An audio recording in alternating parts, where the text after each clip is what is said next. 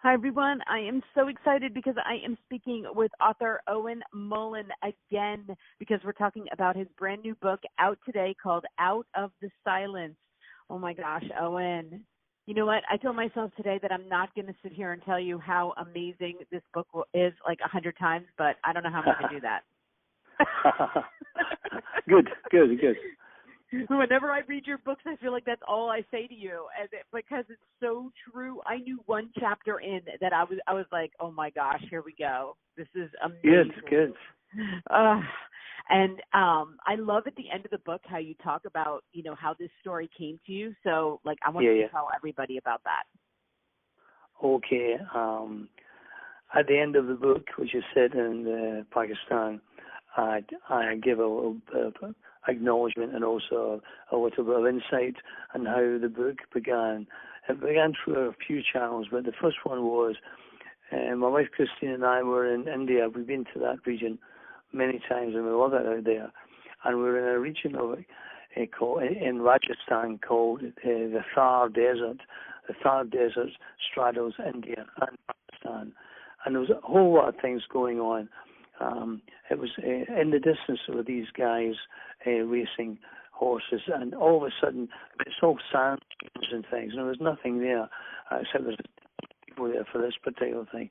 We see this girl, and she's hooded, and she's selling something. So, of course, Christine, the woman, she's always curious about what people are selling. So she finds out the girl's selling salt, and she buys some. And when she did, her eyes kind of smiled. And the character of that girl just stayed with me. I knew that when we got the original idea for the book, that she was Afra. The original the main female character is called Afra, and she was Afra. She was just Afra to the life. And when we got home, we wove a little fantasy around her, what happened to her and her boyfriend. We assumed one of the guys riding the horses was trying to impress her. And that's how that book began. It began from another few influences as well to pull the whole thing together. But that was the main influence for that. Just seeing someone in a day with a trestle in the middle of nowhere, really. Yeah, I mean, this story, I even looked at a map because I wanted to see exactly where it was taking place because I have never been to India or Pakistan. And so it was really interesting to see that area on a map as I'm reading the book and imagining what it must be like there, Yeah. Well, it's a fantastical place if you're a visitor. I don't know how fantastical it is if you live there, especially if you're a female. And it all depends where you are in society. If you're a rich female, educated female, much the same as anywhere, life's fine. If you're not rich, if you're not educated, if you're poor and live in an outlying village, well, that's a different story. And basically, that's the beginning, the genesis of the book, as you know, you've read it. Yes. The beginning of the book, I actually wrote it down because I wanted to read the first part of this book because just to tell everybody what kind of a writer you are, which I just love, is, the beginning starts in 1998 at the National Press Awards. And you write, a rainy evening in London from the window, Hyde Park is gray and forbidding in the fading light. As unwelcoming as the sweltering heat of the subcontinent the day I stepped off the plane, hungover and fortunate to still have a job. And, of course, we find out, that that's Ralph. And what a story. I mean, oh, my God. I'm telling you, you did. I started this book Saturday, and I had something else I had to do, and I kept going back and back. And then yesterday, I just sat down and just read, the whole thing. I just couldn't take it anymore. I just had to know what happened, and you kept me guessing all the way through to the very end. Okay, I had suspicions in some parts about this, but I mean, we start off with Simone, who is is she a doctor? I want to say a doctor. Yeah, she's a doctor. She's a doctor. And she treats Afra. And the story from there, Afra comes in. I'm not giving any spoilers, I don't think. I mean, she comes in the beginning of the book. She comes in burned and beat up, and Simone takes heart to her case and trying to figure out how these women are being treated in Pakistan. And then we get Ralph, and a large part of the story then is Ralph, and just amazing. Well, in the original draft of the book was originally almost twice the length it is now, and we had a whole story about Ralph, more specifically how he came to be exiled to Pakistan. But it was cluttering the main story, so I had to go. It was a good story. It was a good thing about what happens to him. It was cluttering the thing. It's important as a writer to keep in mind and ask yourself the question, what story am I telling? And it turns out that we discussed it and we thought, this is all very well, but it isn't the story of Afra, which is the story we're telling. So Ralph got cut. He's the narrator. It's an interesting mix of points of view. He's the narrator in the first half of the book. In the second half of the book, he's the narrator still, but he's also a character in the book, still telling the story. And the story begins and ends with him in London, about to go to that award ceremony you were talking about, to receive an award for the story he didn't write. That's what. Okay, so the end of the first chapter, you wrote. It began in, I don't even know how to say this, Punjab? Punjab's right. Punjab, okay. Village, a dusty settlement miles from the road, and ended in the city of Lahore. Not the story that brought me here, this story, the one I didn't write. And I was like, oh, I love that. I love that, we were getting to know the story, the real story. It's like you're going to take us on a journey of what really happened. And, not the story that he won the award for, Yeah, that's right. Oh. It's an interesting mix. I mean, it starts off, I think, you can tell me if I'm wrong, it starts off, you think, we've got a love story here, perhaps. And there is a love story in there, but in actual fact, it's a crime thriller. In actual fact, it hits so many genres. So whodunit, isn't it? Yeah, it hits so many, like I look at it as two love stories, and then the thriller and the crime, and I mean, you just hit everything with this book. Yes. And I really think that when I was thinking about your books and thinking about your writing, and what I think is so inspiring for anybody who's listening who is a beginner writer, like I feel like your journey, they should really pay attention to what you did, because you just started writing and you wrote book after book, like you just didn't give up. And I know because I've read them all. Yeah, that's right. When I see the progress and then go to this story right here, and I was like, oh my gosh, people need to study. They need to see how you did it, because you did it perfectly. You just didn't give up, and you kept at it, and you kept at it. And, of course, this is your last one, so I'm like saying you hit your pinnacle, but I can't say that because I think there are more books in you, and I love your writing. And this one, Thank and you I very know much. the last time I said to you, oh, this is my favorite one, and then I was like, okay, no, this is my favorite one, but that's how it goes with you, because every book gets that much better. And did you find this story, like, is it getting easier for you? Like, I felt like this story just flowed from you. I mean, that's how it read. Okay. Well, let me tell you about some of those observations. This book is actually the very first book. Well, this book, I started writing this book on the 10th of October, and I finished it around the first week in March. But I started writing it on the 10th of October, 2007. And, I mean, it took 10 years before anybody wanted to publish it. Really? Unbelievable. And, that's where the keep going comes in. And let me just tell you the very, very interesting, I think, story of how it actually finally came to be published. After it had been rejected one more time too many for me, I said to my wife, Christine, that's it. I'm done with it. I put it in a drawer in the back bedroom, and I forgot all about it. And Christine went in one day and took it out. She's an editor and develops the books and with me, and has lots of great ideas. And she was going to look at the book to see if we couldn't change it. Of course, she loves it. Like you, she loves it. Change it to make it more saleable so that someone would publish it. And she started reading it again. And she decided, no, it's fine. It's great just the way it is. What she did was she sent it to my publisher. Now, normally, this publisher is back to you. They're back to you in 10 days to tell you yes or no. It's always been yes in my case, fortunately. But in this time, a year goes by. And we hear nothing from them. So Christine contacts them and said, we thought obviously they didn't like him, and they said, oh my God, this has slipped through the cracks. So could you please send it again? So she did send it again, and they missed it again, unbelievably. So they were very, very, very apologetic about that.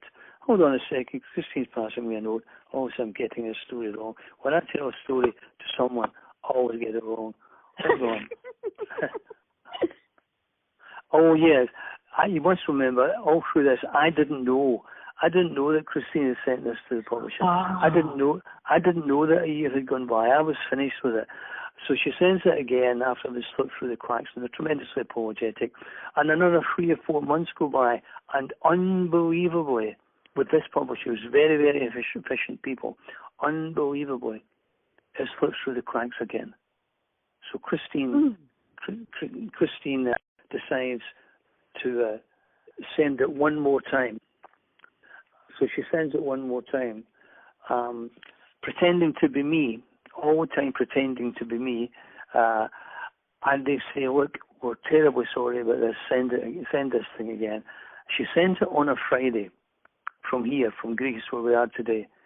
And on Monday morning, they were back on saying, what a wonderful book, a book that deserves to be published, a story that deserves to be told. We're thrilled to publish it. So after 10 years and then umpteen delays, even at the end of a year, 4 months, they were back in 2 days to say, yeah, great. So that's how The Silence came to be published. Oh my goodness, that is an amazing story. And, when I was getting kind of chills as you were talking about this, because I think that we're so easy to give up, like we just think, it would have been so easy to just be like, forget it. It didn't We're so, it's so easy for us to be like that. And especially when it's so personal like that. But it's like that, to never give up like that. Like, oh my gosh, I'm so happy that she didn't give up. I'm so happy. I think we have to remember, not only as writers, but as people, just people out in the world, out in our lives. If we're trying to make something work, if we're so much invested in it, giving up just isn't an option. You just have to keep on trying. I mean, that's why it took me so long to get published, because nobody wanted to look at my work. Sometimes in the early days, I'd write to people and say, can I send my book to you? And they'd write back to me after 3 months and say, no. I could be William Shakespeare, but they didn't want to know about me. And that's not uncommon. That's not someone giving me a hard time, the universe giving me a hard time. That's the story of publishing. It's difficult, Michelle, and you need to be able to persevere. Right. So when they got the book, once they said yes to the book, did it then go through any more editing, or did it just go out like as? Well, that's an interesting question. Did it go through any more editing? They sent it to their editor, and he goes through that, and he wrote to me personally saying, Owen, this is the best manuscript I've worked on in a year. It's a fantastic story, world-class plotting, had me hooked from start to finish, and no, I didn't guess the ending. What a great piece of work. So that was his reaction. Again, on the back of all this, people saying no, no, no, no, no. And by the way, many of them said, no, we love it, but they just couldn't see where it fitted. Is it a love story? Is it a detective story? Is it a crime thriller? What is it? Now, for marketing purposes, they want to be clear about that in their heads so that they know what they're selling. So if you're straddling genres, it's not a great selling point for them. and of course this does. My feeling is, and I hope yours too, is that it does dabble in different genres and ticks the box in all of them. Yeah, and as a reader, I know this because I talk to a lot of readers.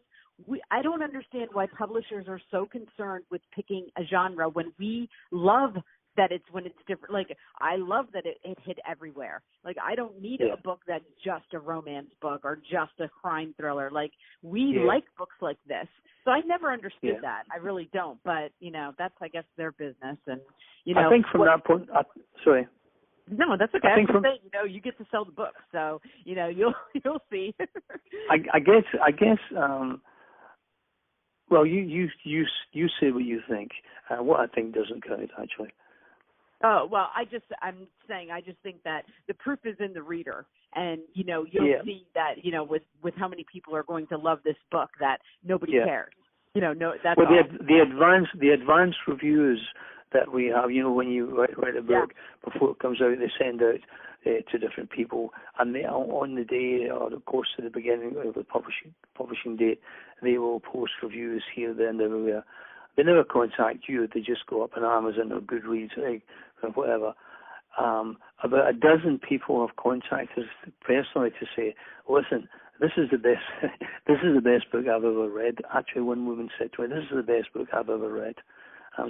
That makes it all worthwhile, Oh my gosh, it really, I have to tell you, and just so people know out there, like this weekend, I was reviewing books that are right now, top of the New York Times bestseller list, okay, because that's what I do, right? And I won't say which ones because it doesn't matter, but I kept going back to your book, okay? Like your book is the one that caught my attention. So that's very good. Like, I can't wait, Owen. You are going to be there. You are going to be on the top of that list, and I cannot wait. I will be the first one there to, congratulate you. So, well, I appreciate all your encouragement, Michelle. I always do. You're always the same. You were with the same for Charlie Cameron, or for Delaney in New Orleans, or In Harm's Way.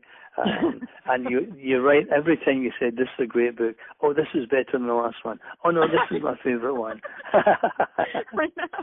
I know. I'm like, now I have to tell Owen this is my favorite one, but that's okay. Well, I'll tell you what I was doing today, what I've been doing today. I'm just almost finished the follow-on from In Harm's Way, which takes you remember Mackenzie and all that. The story takes up again 5 years on, 5 years down the line, and we see what's happened to everyone who was in that book. It goes on a completely different journey, different stories, different everything. But we're very excited about it. It's coming out. It's coming out well. It's coming out like an exciting read. So look forward to that. Yeah. When is it coming out? Well, I need to finish it first. I'm about 71,000 words in. Well, you know what? You read them so fast. I won't. I expect it like this year because you write books so fast that I'm always expecting them very quickly. Well, I'm hoping something else will go out this year. You see, the world with digitization, consumerism, etc. It's an insatiable beast that just eats product up by films and books and everything. Everybody wants more and more and more and more and more. Right. So to keep up, you've kind of got to run, Yeah, exactly. I won't mind if you need ideas, if you're running out of ideas. I won't mind another book about Ralph, just so you know. Well, another book about Ralph. Well, my wife Christine said, you can write another book about Ralph. He's an investigative reporter now that he's sober and all that kind of stuff. You could write a book about him. But I haven't done that yet. I haven't got that idea yet. But I'll tell you what, an interesting and exciting piece of news. Games People Play, my very first published book, the one that was longlisted for the Crime Book of the Year, the foreign language rights have been sold to Germany. Nice. So I'm out on my journey to conquer the world now. This one to me, like it is set up for a movie. I mean, it just is. I mean, just start to finish. This one is just it's one of those books that you can just see Hollywood just gobbling up because of the human stories in it. So well, I don't know. I think you're right. When we end this call, what I'd like you to do is get on the phone to Hollywood right away. And tell them. If only I had, but you know what? Whatever. Just putting this out on YouTube, that's about as much as I can, do. Well, that's good enough. That's good enough. Okay. It'll be Hollywood's loss if they don't pick it up, Michelle. Well, but I agree with you. It's a very cinematographic, if that's the right word. Right. I can see it as a film.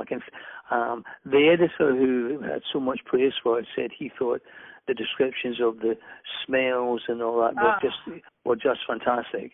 So you can imagine that a hot scene in a film, and all the passion and all the mayhem and the murder. Yeah. You can just see it, can't you? Oh my gosh! And just like the women, the women's movement. This is ripe for a Reese Witherspoon book club. This is just. I see big things with this one, Owen. I really do. Yeah. So. I would take that, of course. But we're hopeful. We're hopeful, Michelle. We're always hopeful. Right. We're always hopeful.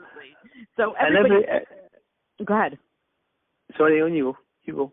Oh, no, I was just going to tell everybody that, it's coming out. They can go right over on Amazon because I'm going to have the link listed below for them to do that today. Absolutely. And we're going to be on social media just promoting the heck out of it, so they'll see it everywhere. And it's always fun to talk with you. I love talking. Well, it's great to talk with you. How are you doing anyway? Oh, it's a new year, right? It's cool today. You wouldn't want to be where I am because it's like. Oh no! You wouldn't want to be where I am. It's bloody freezing where we are. What? Everyone thinks the Mediterranean's hot all the time. It's not hot. It's not hot in the winter. For example, yesterday we had a beautiful day, and today it's freezing. And we'll have that kind of topsy-turvy weather for another couple of months. We are going to Scotland in next week, I think, the week after. I'm doing some book things, launching the book, all that kind of thing. So looking forward to all that, Yeah. And of course, Scotland will see warm after this. Yeah. Well, like I said, today it's so windy. Like I'm not leaving my house today. Today is an inside day for me. So but that's okay. It doesn't last that long here, so we can do it. Well, listen. Once again, thank you very much, Michelle. Always great to speak to you. Yes, I can't wait. Oh, and I'll be on social media. I can't wait to see what this book does. I have such high hopes for it, and you have fun. Go out there and talk to everybody and get this out there, okay? Thanks, Michelle. Thank you. Okay. You take care, okay? Okay, I'll speak to you soon. Thank you. Bye-bye. Bye-bye.